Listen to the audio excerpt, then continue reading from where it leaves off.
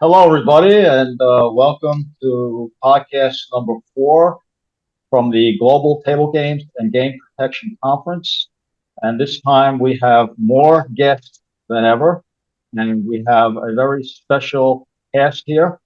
And what I'm going to do is I'm going to present each one of them to you and have each one of them say a little bit about themselves and what they're doing, and how could we not start off by Mr. Podcast and roundtable moderator and SVIP news owner. And I'm not exactly sure what your position is at Record, but would you give us the lowdown on what you're doing?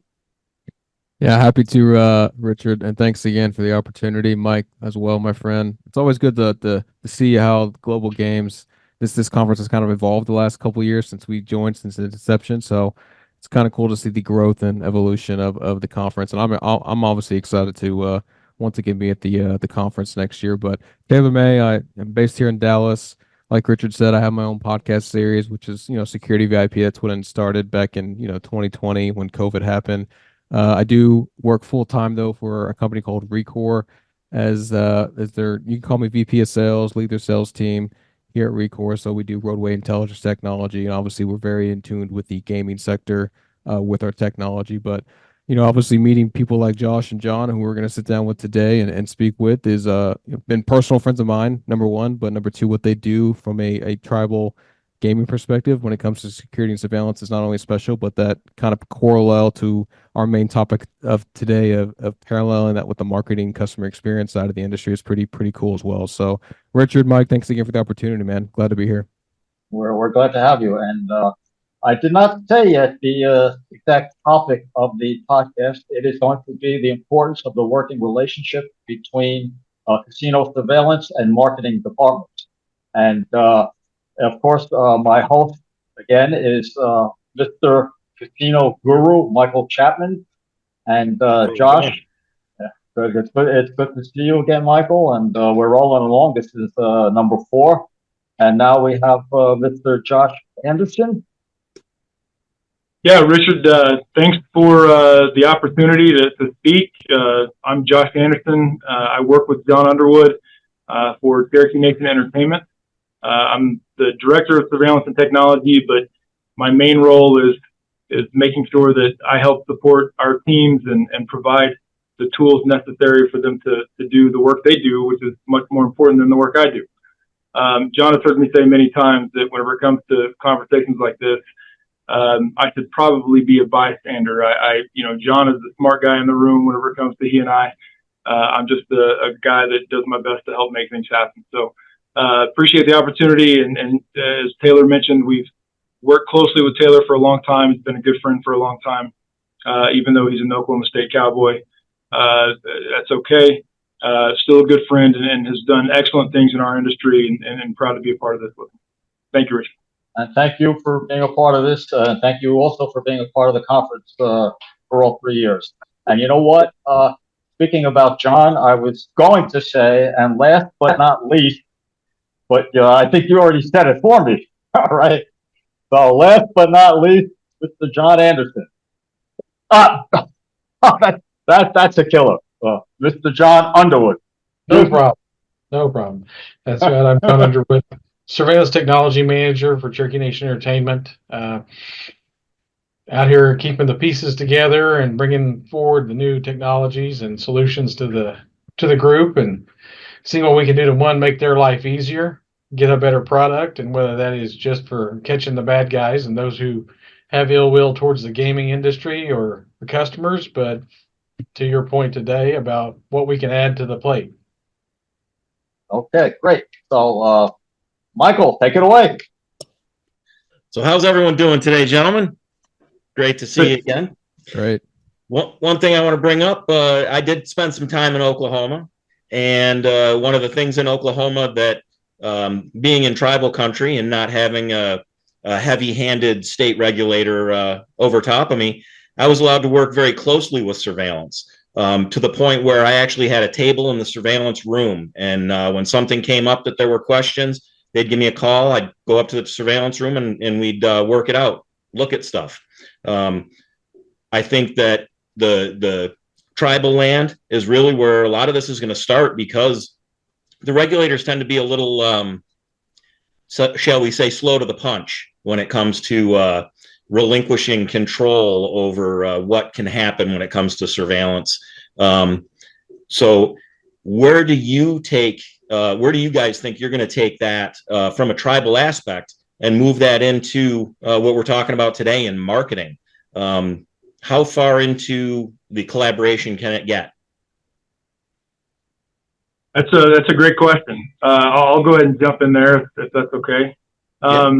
I think there's a lot of unique experiences in tribal gaming whenever it comes to operators and regulators, and those of us in surveillance and security are kind of situated in the middle oftentimes.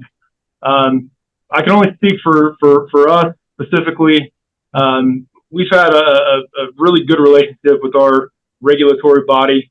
They've been great to listen to I think reason, and certainly understand that our goal is to first protect the company, the casino, the assets, the people, and if we can do that by also collecting data that we can in turn provide back to marketing departments or the operation that will benefit the tribe as a whole, then why would we not want to? So I think they understand that our mission first is protection. Everything else can be kind of a peripheral benefit, but those benefits are becoming pretty big, and it's hard to look past them. So I think a part of it is just our communication and discussion with our regulators and getting our gaming commission to understand that our mission first is protection, and second, let's look at what else we can do.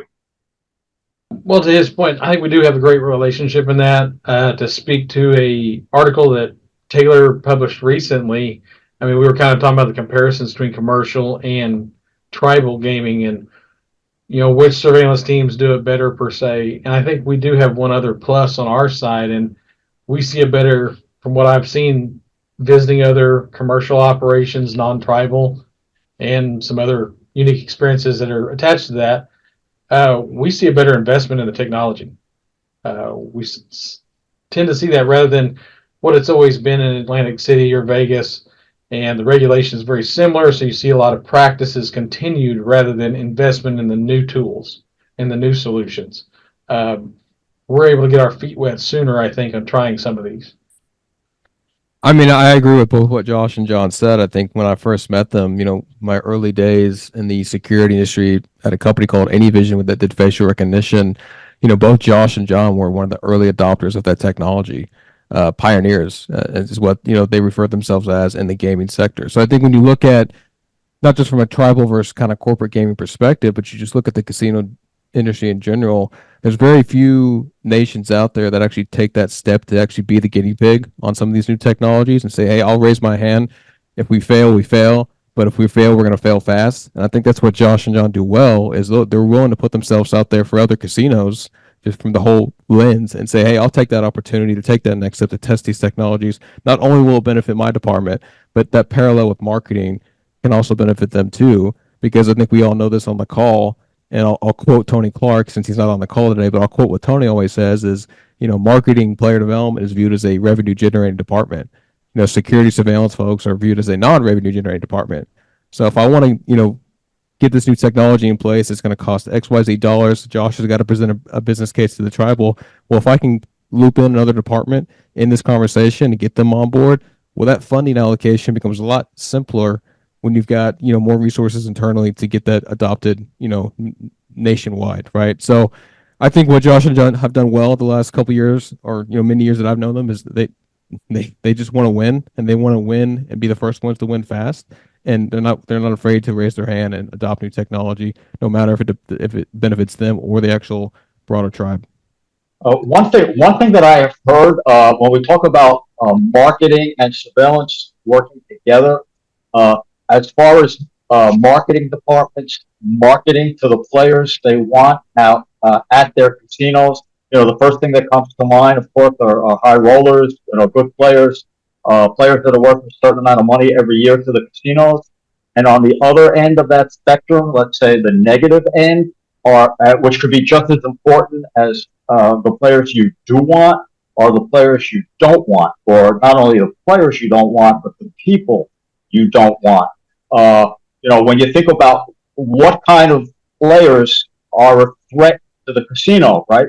The first thing you might think about is advantage players, cheats, stuff like that, or people that come into the casino as players, or really showing themselves as players, but in reality, they might be there to scam other players. A lot of casino scams are not just against the house, cheating or advantage play, but some bad actors come into casinos to make money off the other players, and that should be to some extent the casino's responsibility to avoid that happening. And then on the other hand, you just have the so-called bad actors that they might be on a marketing list, but they come into a casino, they're not an advantage player, they're not a cheat. So how else are they going to make money from the casino if it's not scamming other players? How about the slip and falls, fake accidents, that kind of stuff? So my question to you guys is, what kind of working symbiotic relationship between surveillance and marketing? How can they get together and keep these undesirables, out of the casino? Something that they're not doing now, or something that they're starting to do and they can get better at it. Hey, you bring up a great point. I think it's easy to think about the things that with the tools we use and how we can take data that we have and provide that to marketing, and potentially see some type of return on our investment. But something that I think a lot of casinos fail to do, and that's set up a good communication and a good line of communication with marketing to make sure that they are aware of these bad actors and some of these threats.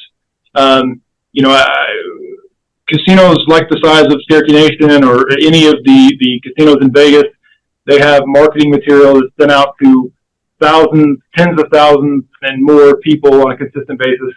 And it's in part our job to make sure that we communicate with marketing who that should and shouldn't be sent to. We have to make sure that they are at least in tune with some of the things that we're looking at, within reason, of course, to make sure that they're aware of what some of that risk is. It is tough. It's tough whenever you're trying to balance the negative along with the positive in what we do. But it's very important to make sure that you've got an open line of communication. It's important that they trust not only that you're going to do your job in terms of protection, but you're also going to provide them with the right type of information. I think that's first and foremost. You've got to set up that line of communication. You've got to build trust. They have to know who you are. They have to be comfortable with you. And they have to know that the tech that you're going to deploy is going to both benefit the company as well as mitigate risk. And that's one thing that John and his team do a very good job of. John, anything? Well, I think it's 100% correct there. But back to one of Richard's points, we do the normal security thing every day, right? So we're always going to be keeping the banned persons out, things like that, helping make sure that those reports are completed. All the facts are there to make sure this person isn't allowed back in. One, providing a better experience for the guest. So again, that's better reports back to marketing as far as, people wanting to come back. They're not hearing negative things in their reports from the customers. But I think on another side of that too is just a basic sense of the communication from those reports. Say marketing kicks off some kind of big initiative, marketing to what they think is just a big event. Maybe it's a sporting event, and they're going to do some publicity around that and draw a lot of people in. But in the end, we might have had a number of fist fights and things like that could have happened because it drew a very unseemly crowd in when you market this type of event. Well, they don't see that. They just see the reportables about finance. They're not seeing the security events and things like that. So making them aware about the peripheral things that happen as well, outside of the surveillance tools that came with this type of event. So one, keeping that communication open, and I think we have a great relationship with that team.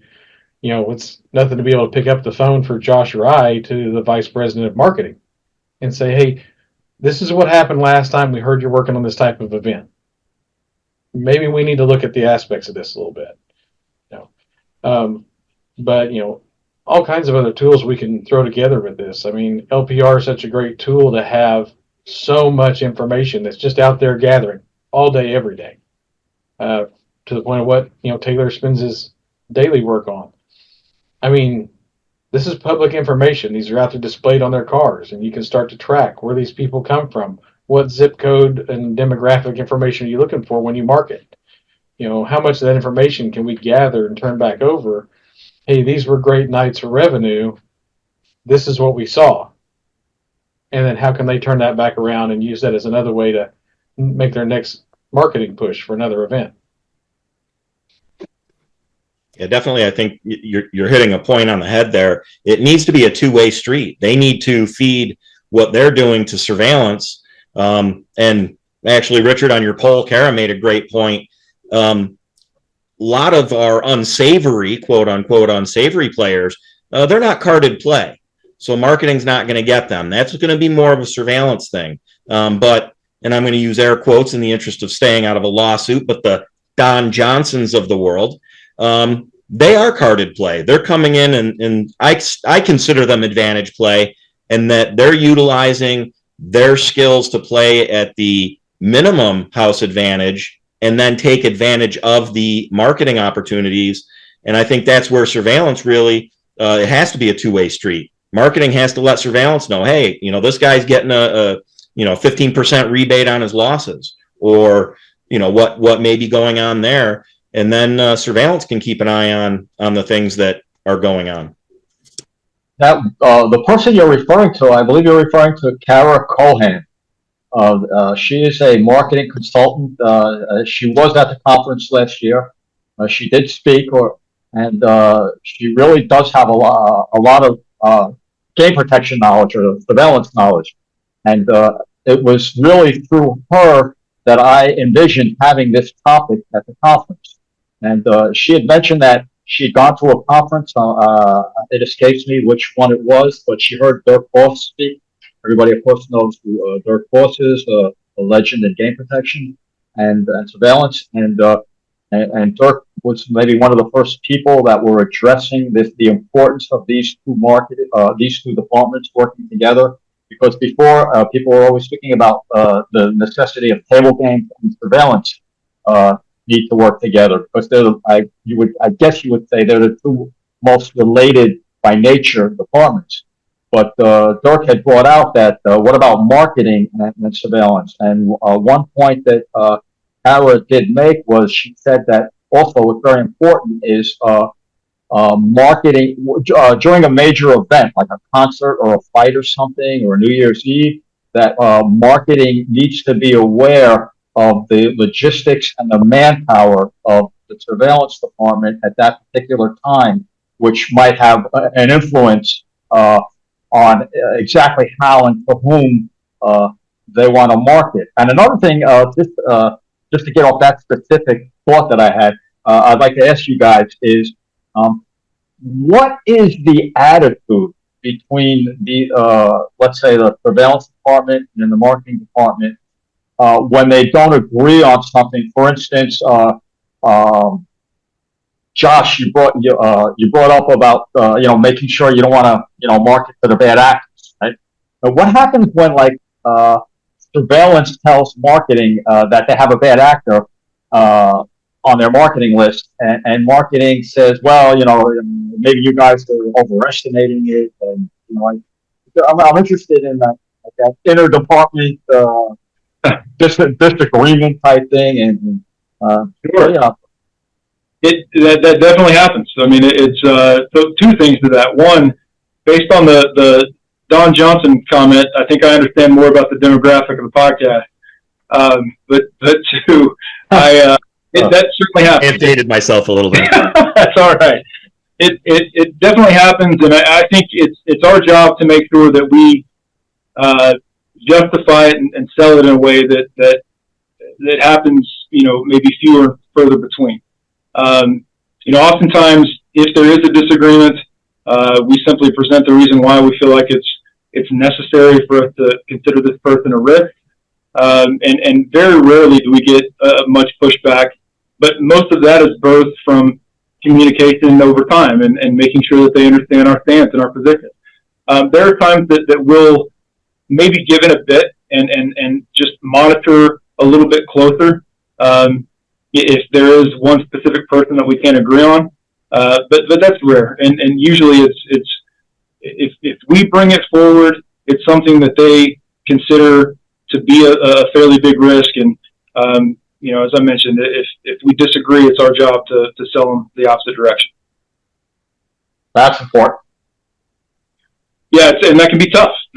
That's why it's important for us to keep that communication line open and make sure that we, there's been I don't know if you'd call it a negative stigma with surveillance, but we have to keep things quiet and we've got to be secretive and all this. And I just, for the most part, disagree with that. I think there are the obvious things that we can't share. We want to make sure that we maintain confidentiality where necessary. But I think that it's important that we do share some things. And I think that it's important, especially with groups like marketing or security or table games, that we're as open as we can be to make sure that they understand what the environment looks like. And they're, I think, aware of what the risks are. And I think that also in tune develops trust and it lets them know that we're willing to be open and share. Again, within reason. I'm sure we'll have regulators listening to this that are cringing at me saying this, but at the end of the day, the goal is to make sure that we are providing the right type of service for the tribe to benefit the business as well as to keep people safe. And I think it's almost impossible to do that without sharing some information. I would agree. Taylor, you talked a little bit about facial recognition. You kind of snuck that in. I want to delve a little deeper into that. As facial recognition improves, speed improves, and as we collaborate more between departments, table games, marketing, security, slots, and surveillance, how is that going to, the obvious standpoint of the players that don't want us to know who they are will be able to know who they are a little better, at least by the facial recognition. Our refused will have a face to them.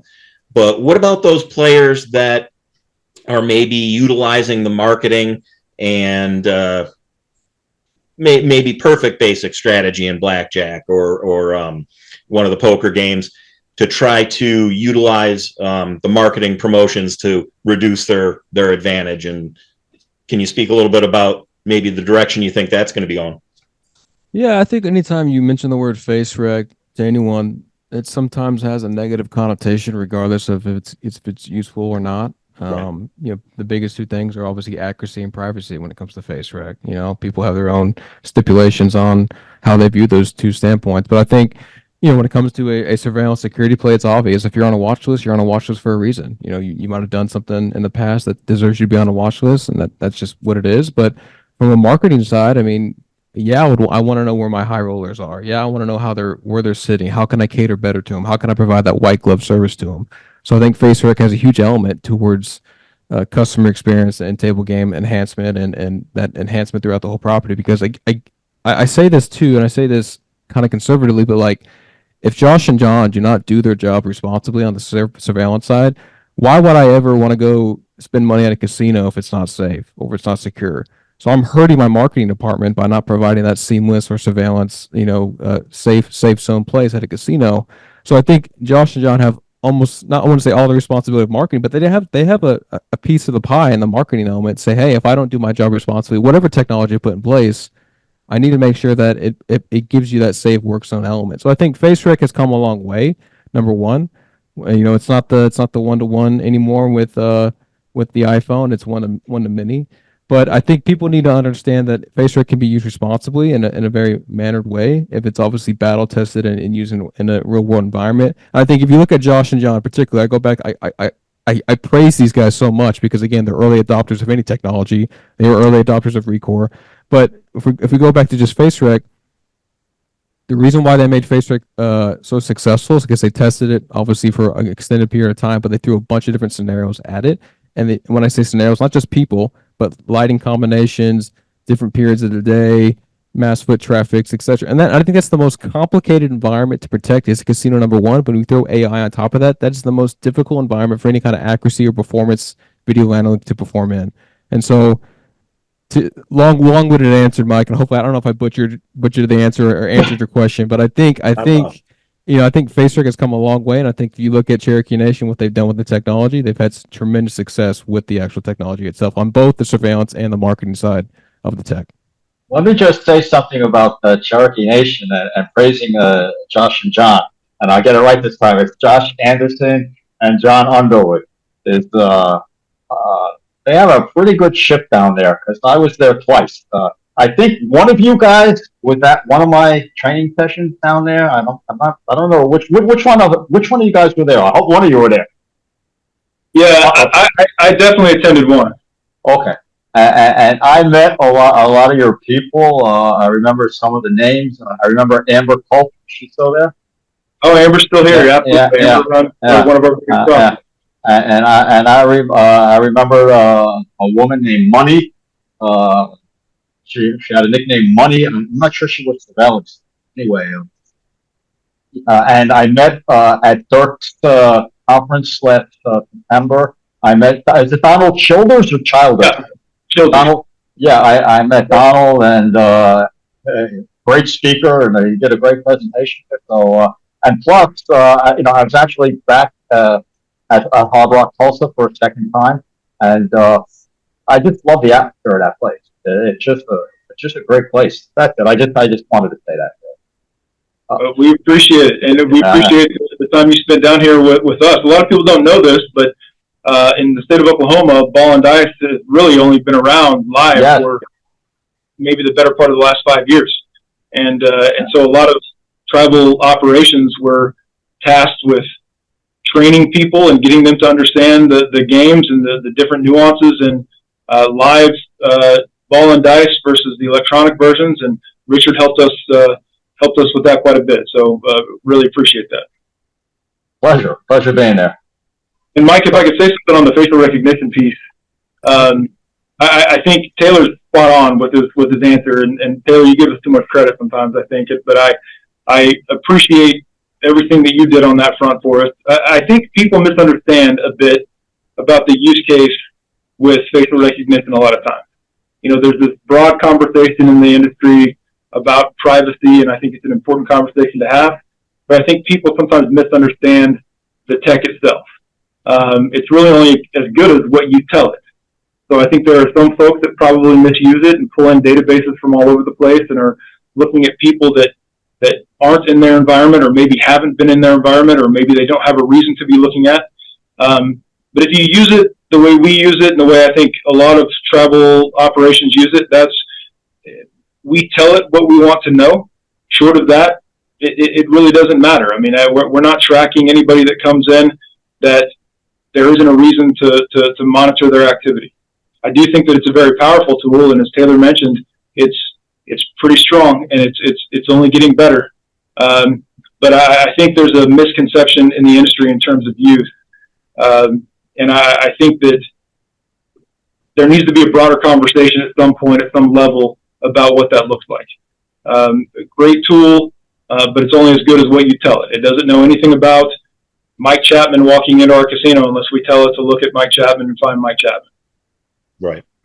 No, I would agree. I think the average person sitting down at a table is going to look at it and probably feel along the same lines as, you're grabbing my face, you're grabbing my fingerprints, you're grabbing my DNA. What are you doing? I can't breathe without you monitoring me. And that's definitely not the direction that anybody really wants to take it. Right. You know what's funny though, Mike? And I not to spin this conversation, but since I spent 3 years doing face rec, it's like, and Josh and John know this too, but it's like a casino is a public entity. Like, and what happens at a public entity? There's cameras everywhere. You're being watched and monitored and recorded 24/7. Yeah. So this misconception that, hey, you're not going to be viewed or your privacy is not, you should be private. It's like, dude, get over yourself. It's like if we're tracking faces on a public property, you have no right to privacy in a public setting anyway. So I always like to point that picture because it's like, yeah, privacy is true to an extent for FaceRec, and I know why FaceRec's got a bad rap. It's because Amazon and IBM, they put a FaceRec algorithm out there, and it was racial biasy to black people, and that's a huge issue. 100% agree. But at the end of the day, if you walk into a casino and there's cameras everywhere, you can't say, "Oh, I don't want to be watched or recorded." Sorry, sweetheart, you're going to be watched and recorded, whether you like it or not. Yeah. And they don't know who you are. In most cases, if you think, and they might know who I am, there's probably a reason for that. So,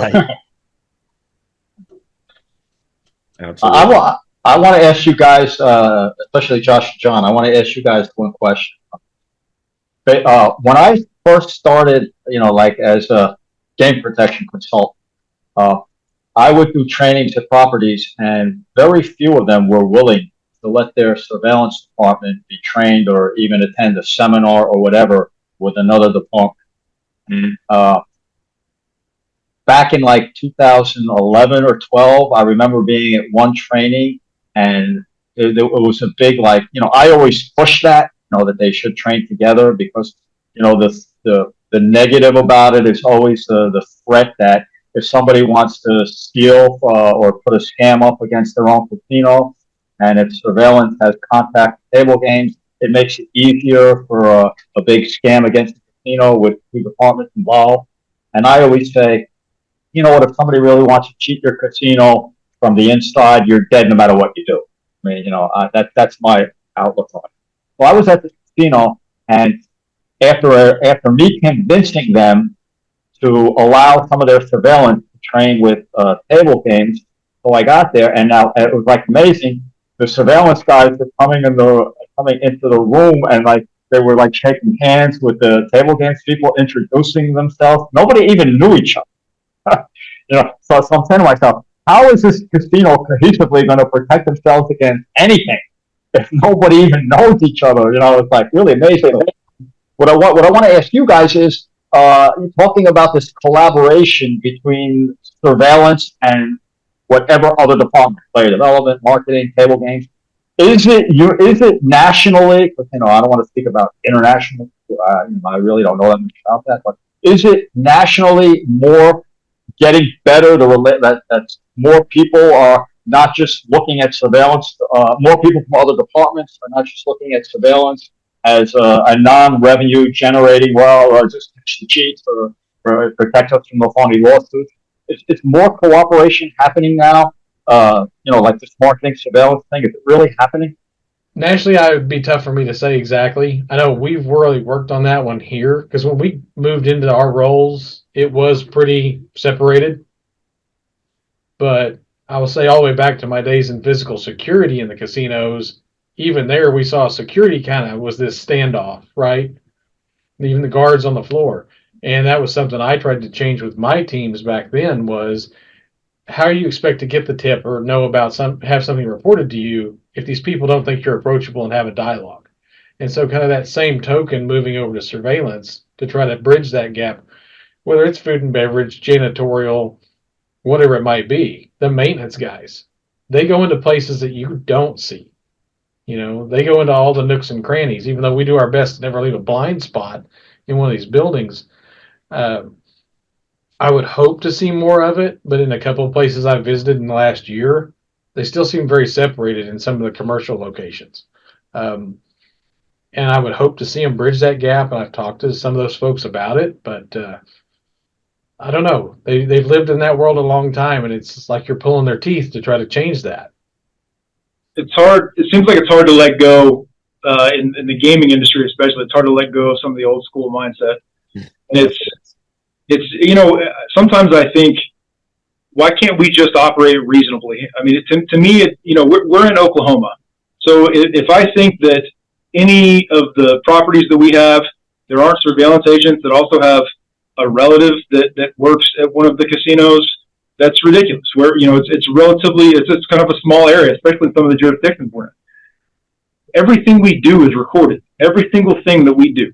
Every move that a surveillance agent makes on a camera is recorded. It's time-stamped. We can go back and look at it.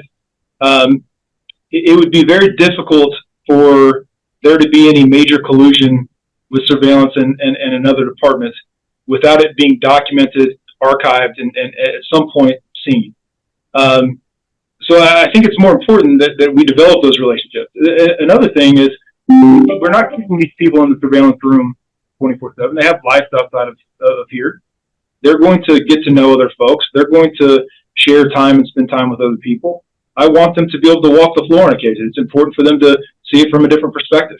So I don't know that I understand the old school mindset anymore whenever it comes to that. As John mentioned, when we first joined surveillance a decade or so ago, we've both been in the industry for about 20 years, and most of that spent in physical security, or the first half anyway. It was still siloed, and it was. I always found it kind of odd. I get the concern with collusion, but as John mentioned, there is no better way to get information than to have an ear to the people that are willing to provide the information. And if they feel like all you're doing is looking over their shoulder consistently, they're much less apt to provide that information. Yes, carrot stick mentality that I think that surveillance is viewed as the stick for years, writing them up for non-compliance on something regulatory, and surveillance was always out there waiting for the cane to drop from their supervisor because, hey, surveillance said you did this, and that's all they know of them. Yeah, we got to stop being a management tool. I could care less if a department is wearing the wrong shoes with their uniform, or whatever BS thing is being looked at the time. Our what we need to focus on is where are the risks, and if we can identify the risks, we can provide the right tools and resources to protect against those risks. And then the byproduct of that is everything else that, we've got thousands of cameras at multiple properties that are collecting data all the time. And the question then is, what can we do with that data, and how can it benefit us from a security perspective, but then also how can it benefit the operation and in turn the tribe, and provide, different dividends for tribal initiatives, and do what our ultimate mission is. And that's show that the work we're doing isn't just about providing protection. It's also about providing a future for tribal citizens. It's an interesting question though, Richard. It's not one that has always resonated. I can't understand the reasoning behind it anymore. Yeah, and I'm really impressed by your enthusiasm for what's the right thing to do. That's cool. Yeah. No, I would say, Josh, that back when I was trying to break down some of those barriers, the first thing I told the general manager, I said, listen, you can hide these people, meaning surveillance. You can hide surveillance on property all you want. You can make them eat separately. You can give them a separate entrance. But if you think they're not going to the same bars, same restaurants, same sporting events, you're smoking crack. Yeah, I mean, really, we joke about this quite often, but we have a guy that works at the Hard Rock that is was an incredible athlete and played professional baseball, and he's one of the best agents. I mean, he's just somehow, I guess, playing professional baseball translates into being really good at this job. But he's very good at what he does. But he's also a pitching coach, and he coaches like half of the kids for people that work at the different casinos. They know who he is. It's not, we can't hide that. So I think it's just a matter of making sure that we have the right things in place to mitigate that. And like I said, everything we do is recorded. There isn't any move that is made that isn't reported around here. It's not Big Mike, is it? No. It's you'd remember this one, I'm sure. I remember Mike, big guy. Is he still there? I forget his name. So there's a couple of Mikes. I would imagine this guy's name is Mook. He goes by Mook.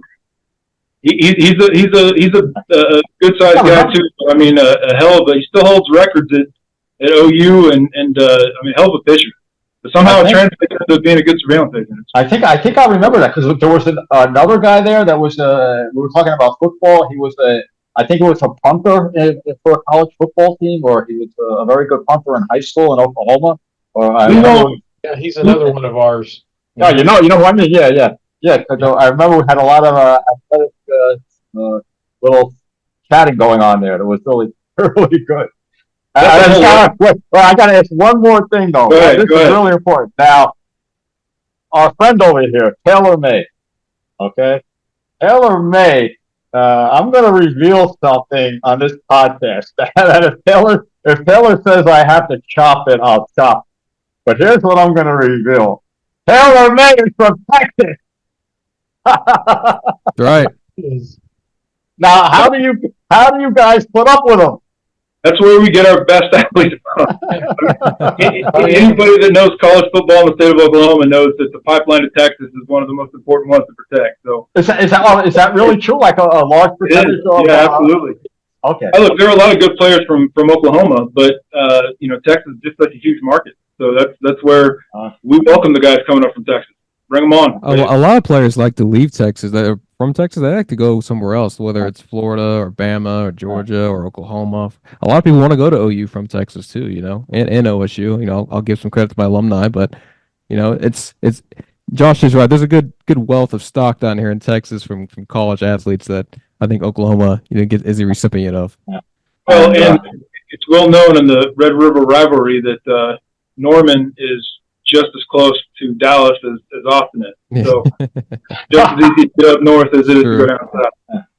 And another thing I'd like to say is, we all know that back in the day, Taylor was killing some quarterbacks. We all know that. Wasn't that special, but yeah. But now he's really killing some podcasts and some moderation of panels, roundtables. Impressive stuff.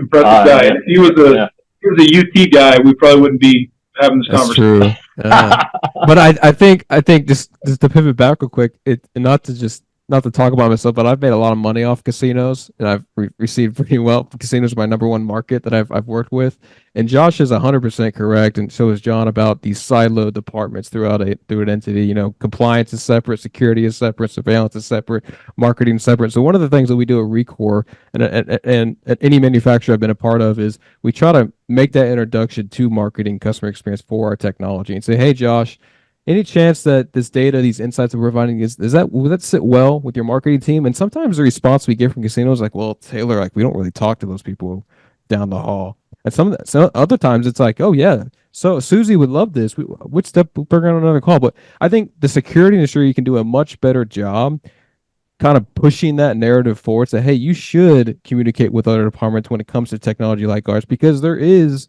insights and data and stuff that we can provide for the whole community here. And then obviously you guys can share cost, right? It's just that simple. But I think Josh is right, and so is John. It was that legacy mindset. It was that, I call it the dinosaur mentality. It's just they're stuck in their ways. They're not approachable to doing kind of that new thing. So I think the security industry as a whole can do a much better job kind of making that connection. Out there it's the way it's always been done. That's the worst phrase. I can't stand it. It's like nails on a chalkboard for me. Oh, my team, they know that's the surest way to piss me off quickly is for somebody to say that in the room. Yeah. But it's like, this isn't working. Why are we doing it? And somebody goes, well, and they're like, don't say it, because they know what response they're going to get. Yeah. That's the surest way to wind me up. Yeah. If it doesn't work then, why did we think it would work now? Absolutely. Okay, anybody have any final words they want to add before I thank you guys so much for being here? It was great. I would just say my last comments, let's try to get this conference as packed as ever for next year, right? I think, Richard, you've done a lot to get this conference together, number one. I think I've seen the evolution of growth the last couple of years. I know Josh and John have seen that also firsthand, but I think this third year of the show, Richard's gone all out, guys. We should definitely promote and get as many people to the show as possible, because this is one of the great things I love about this conference is you get authentic conversations. It's no filter, it's no BS, but it's real value that comes from the end user itself in the industry. So that's my little plug there for Richard's. I appreciate that. Are you three guys ready for that big roundtable in the theater, the Grand Theater of the Sahara, Las Vegas? You guys ready? Absolutely. And I'll second what Taylor said there. It's Richard, very impressive with what you're putting together, and we appreciate what you're doing in the industry. I think it's important to have conversations like this, and it's important to shine a light on solutions that I don't know that people know of. And this is a whole other topic that we could get on at some point. But the reality is that the folks that are typically selling stuff in the security industry aren't oftentimes the manufacturers of the product, and oftentimes they're driven by something else other than what the benefit to the end user is and what we can use it for. So I think having a conversation like this is key to the future of our industry and growth. Table games is a massive part of what we do, and protection is a massive part of what we do. But the reality is, we do so much more. And so I love conversations like this, and really appreciate the opportunity, and looking forward to the future for sure. Excellent. 100% agree with that. I mean, and the way you can get into unfiltered conversations with these type of events. This is what I recommend to people, especially if they're new to the industry at all, is trying to get out there where they can learn from each other. Get somebody, I love being transparent because that's the only thing to be, right? If we've failed at something and we've used a product that was miserable for us, why would I want that on somebody else? I ought to be sharing that with somebody and helping them save the money to go spend on the right product or the right solution for them. Not, just throwing some icing on top and saying, well, yeah, we've used that too. Well, yes, we did, but it was a horrible mistake. I like to be able to have those conversations with people and save them some of the headaches we've gone through. Well, the minds that you get in coming up in March, there's not too many better out there, that's for sure. And it's going to be awesome, awe-inspiring, and I'm sure there won't be a minute that I won't be learning something, and I look forward to it. That's for darn sure. And when you have a casino guru saying he's going to learn something at my conference, the only thing I can do is laugh. Okay, guys, I really appreciate it, and I'm looking forward to seeing you guys. It's 3 months away, man. 3 months away. I'm looking forward to seeing you all out there. And thank you very much. And thank you all. And thank you everybody for listening to this great podcast.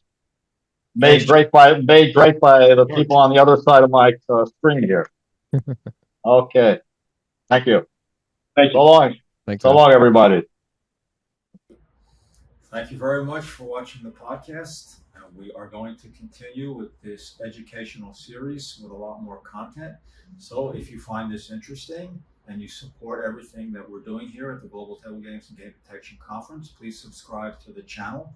And I hope to see you at the conference March 5th through 7th at the Sahara, Las Vegas.